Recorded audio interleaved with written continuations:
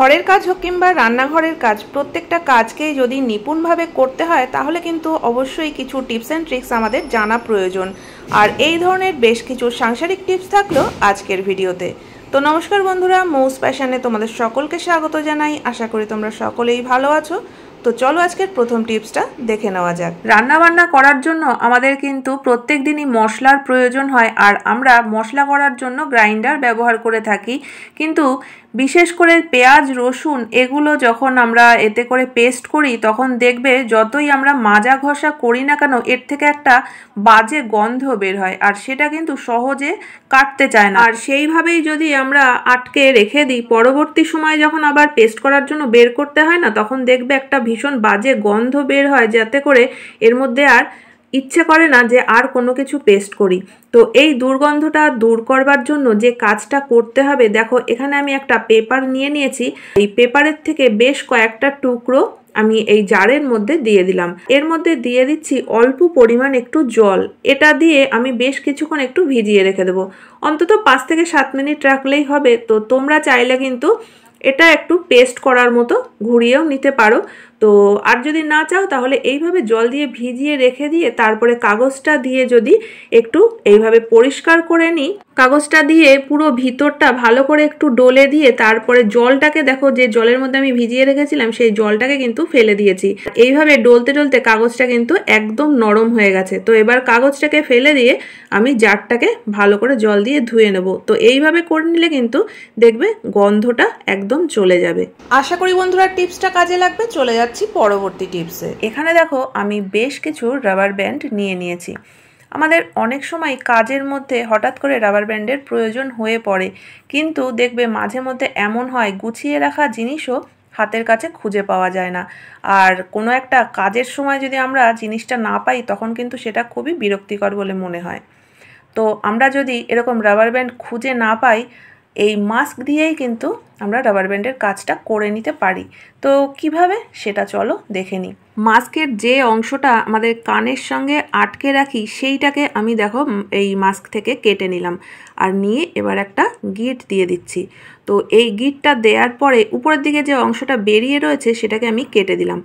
আর এবার যেটা তৈরি হলো সেটা দিয়ে কিন্তু আমরা রাবার ব্যান্ডের কাজ চালিয়ে নিতে পারি। এটা কিন্তু দিয়ে আমরা চুলও বাঁধতে পারি, বা আমাদের যদি কোনো প্যাকেট বা কোনো কিছু বাঁধার প্রয়োজন পড়ে, দেখো কত সুন্দরভাবে কাজটা হয়ে যাচ্ছে, আর জিনিসটা দেখতেও কিন্তু বেশ সুন্দর লাগছে। তো দেখে নেওয়া যাক এর পরবর্তী টিপস।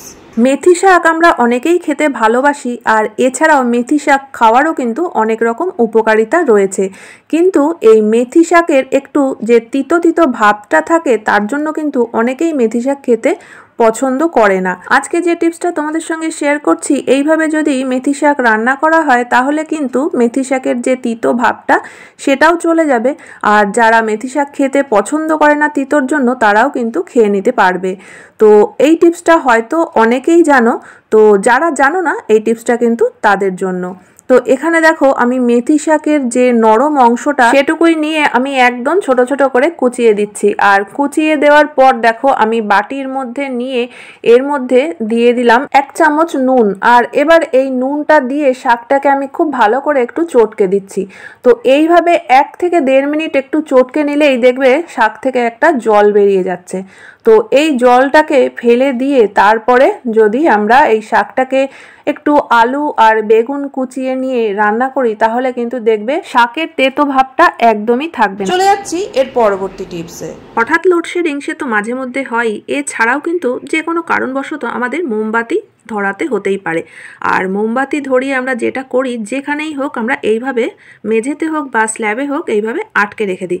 তো এতে করে দেখবে মোমটা যখন গলতে শুরু করে, তো সেই জায়গাটায় কিন্তু একদম আটকে বসে থাকে, আর সেই মোমটাকে তোলার জন্য বেশ আমাদের একটু ঘষাঘষি করতে হয়, তারপরে গিয়ে মোমটা ওঠে। তো এতে করে দেখবে মোমটা ওঠানোর পর সেই জায়গাটায় কিন্তু একটা দাগ দাগ মতো পড়ে যায়। তো এরকম ভাবে মোমটা না লাগিয়ে একটা ছোট্ট বুদ্ধি করে যদি আমরা এইভাবে মোমটা লাগাই, তাহলে কিন্তু মোমের শুরু থেকে শেষ পর্যন্ত আমরা পুরোটাই ইউজ করতে পারবো, আর কোনো ঝামেলা বা কোনো পরিশ্রমও করতে হবে না। তো এখানে দেখো একটা মাটির প্রদীপ নিয়ে নিয়েছি, আর তার মধ্যে দিয়ে দিয়েছি একটা সলতে। তো এবার আমি মোমটাকে এই প্রদীপের মধ্যে বসিয়ে দেবো। তো এতে করে কি হবে, আমাদের যদি এক জায়গা থেকে অন্য জায়গায় সরানোর প্রয়োজন হয় সেটাও আমরা করতে পারবো। মেঝেতে বা স্ল্যাবের ওপরে মোম পড়ে জায়গাটা নোংরাও হবে না। এছাড়াও আর একটা দারুণ কাজ হবে কি বলতো, প্রদীপের মধ্যে আগে থেকেই যেহেতু আমি সলতে দিয়ে রেখেছি আর পুরো মোমটা গলতে গলতে কিন্তু পুরো প্রদীপটা ভর্তি হয়ে যাবে। আর যেহেতু এর মধ্যে সলতেটা দেয়া রয়েছে, আমরা কিন্তু এটা পরবর্তী সময়ে মোমের প্রদীপ হিসাবেও ব্যবহার করতে পারবো।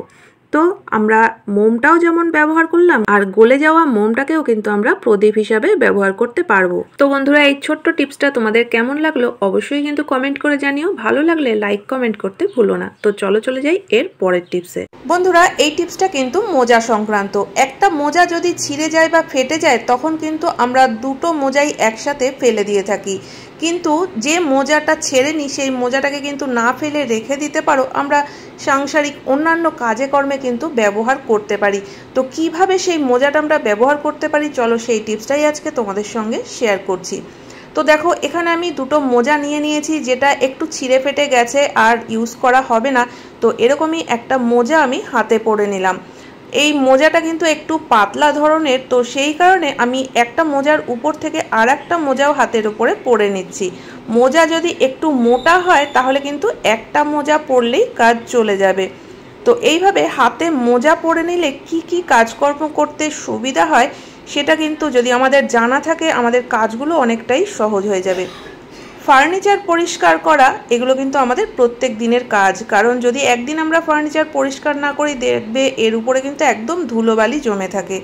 এছাড়াও ঘরের যে গ্রিলগুলো রয়েছে সেই গ্রিলগুলোও কিন্তু মাঝে মধ্যে পরিষ্কার করতে হয়, কিন্তু গ্রিলের এই গ্যাপগুলো এতটাই কম থাকে, আমরা যদি কোনো ভারী টাওয়েল দিয়ে মোছার চেষ্টা করি সেইভাবে কিন্তু হাতটা ঢুকতে চায় না, বা মোছার সময় দেখা যায় যে টাওয়েলটা হয়তো হাত থেকে নিচে পড়ে গেল, তো আবার কিন্তু নেমে আমাদের সেই টাওয়েলটা নিয়ে আসতে হয়।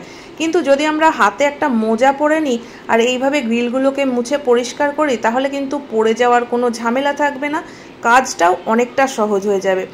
আর শুধু যে ফার্নিচার বা গ্রিল পরিষ্কার করতে সুবিধা হবে তা কিন্তু নয়, কাঁচ থেকে শুরু করে সুইচ বোর্ড সমস্ত কিছু কিন্তু আমরা এইভাবে পরিষ্কার করে নিতে পারবো। উপরের মোজাটা যদি নোংরা হয়ে যায়, উপরের মোজাটা কিন্তু খুলে ফেলে আবার নিচের মোজাটা দিয়ে আমরা আবার পরিষ্কারের কাজকর্মগুলো করে ফেলতে পারবো। যে জিনিসটা আমরা ফেলে দিচ্ছিলাম সেই জিনিসটাকে কিন্তু আমরা এইভাবে ব্যবহার করে নিজেদের কাজকে কিছুটা হলেও সহজ করে নিতে পারি। তো আশা করি বন্ধুরা আজকের প্রত্যেকটা টিপসই তোমাদের কাজে লাগবে। কোন টিপসটা সব থেকে বেশি ভালো লেগেছে অবশ্যই কমেন্ট করে জানিও। ভালো লাগলে চ্যানেলটিকে সাবস্ক্রাইব করে পাশে থাকা বেল আইকনটা অবশ্যই প্রেস করে দিও, যাতে নতুন ভিডিও আপলোড করলে নোটিফিকেশান সবার আগে তোমাদের কাছে পৌঁছে যায়। তাহলে বন্ধুরা আজকের মতো ভিডিও এখানেই শেষ করছি, দেখা হচ্ছে নতুন ভিডিওতে।